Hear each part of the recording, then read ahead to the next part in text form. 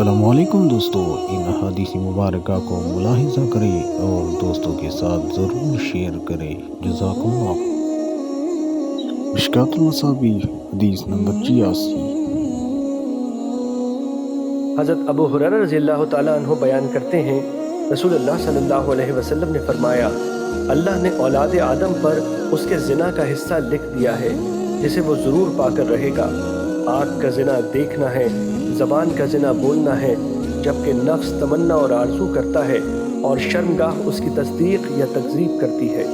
اور مسلم کی روایت میں ہے، اللہ نے ابن آدم پر اس کے زنا کا حصہ لکھ دیا ہے جسے وہ ضرور پا کر رہے گا۔ آنکھ کا زنا دیکھنا ہے، کانوں کا زنا سننا ہے، زبان کا زنا بات کرنا ہے، ہاتھ کا زنا پکڑنا ہے، ٹانگ کا زنا چل کر جانا ہے، جبکہ نفس تمنا اور آرزو کرتا ہے، اور شرمگاہ اس کی تصدیق یا تکذیب کرتی ہے۔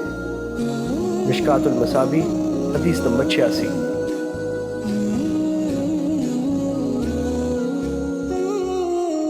مشکوٰۃ المصابیح حدیث نمبر 88۔ حضرت ابو ہریرہ رضی اللہ تعالیٰ عنہ بیان کرتے ہیں، میں نے عرض کیا، اللہ کے رسول، میں جوان آدمی ہوں اور مجھے اپنے متعلق زنا کا اندیشہ ہے، جبکہ میرے پاس شادی کرنے کے لیے کچھ بھی نہیں۔ گویا کہ وہ آپ سے خصی ہونے کی اجازت طلب کرتے ہیں۔ راوی بیان کرتے ہیں، آپ نے مجھے کوئی جواب نہ دیا۔ پھر میں نے وہی بات عرض کی، آپ پھر خاموش رہے۔ میں نے پھر وہی عرض کی، آپ پھر خاموش رہے، کوئی جواب نہ دیا۔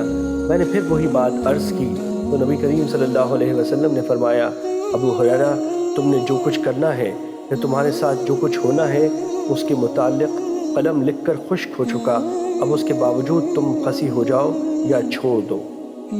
مشکوٰۃ المصابیح حدیث نمبر 88۔